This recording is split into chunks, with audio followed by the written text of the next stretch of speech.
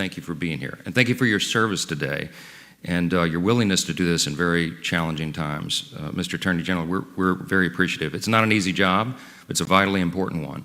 I so appreciated what you said in your opening statement today, which is what you said in your confirmation hearing.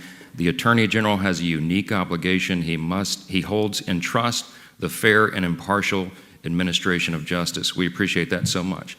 The Democrats have asserted here this morning, and they continue to say in the media, that under your leadership, the Justice Department has become highly politicized.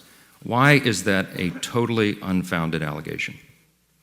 Because actually what I've been trying to do is restore the rule of law. And the rule of law is, at essence, that we have one rule for everybody. If you apply one rule to A, the same rule applies to B.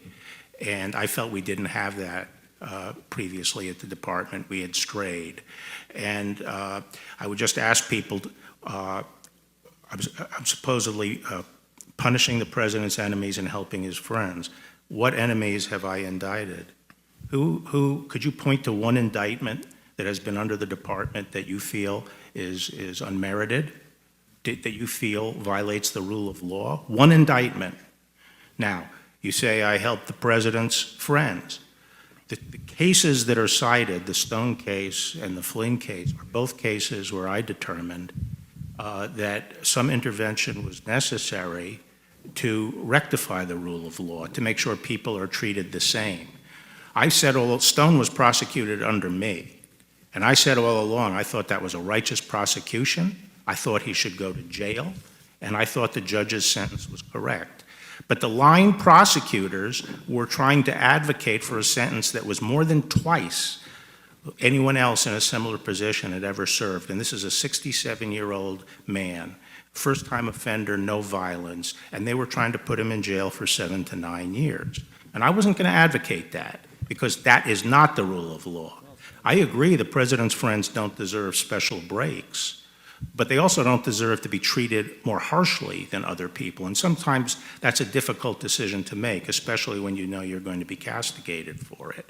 But that is what the rule of law is, and that's what fairness to the individual ultimately comes to, being willing to do what's fair to the individual. Amen, and thank you for that. And by contrast, what the previous DOJ did under the previous administration was politicize law enforcement. The Obama-Biden administration sabotaged the Trump transition. They illegally spied on the Trump campaign. They unmasked members of the Trump campaign. They employed aggressive tactics on their campaign officials. Senior FBI officials, we all know on this committee, carried over from the Obama administration, carried on their abuses into the Trump administration and into the whole impeachment scam and all the rest. Let me ask you just one question because my time is running out. President Obama's Attorney General Eric Holder famously referred to himself as President Obama's wingman. He said in an interview, quote, "I'm still enjoying what I'm doing. There's still work to be done. I'm still the president's wingman, so I'm there with my boy." That's what he said famously. Is it the duty of the Attorney General to be the president's wingman? No, I've already described what I think the duty of the Attorney General is. And in your office, you are then free to act independently of the president. Isn't that true? That is true, particularly on criminal cases. It's required. And that's exactly what he has asked you to do. Isn't that right? Yes. I have no further comment. I yield back. Thank you.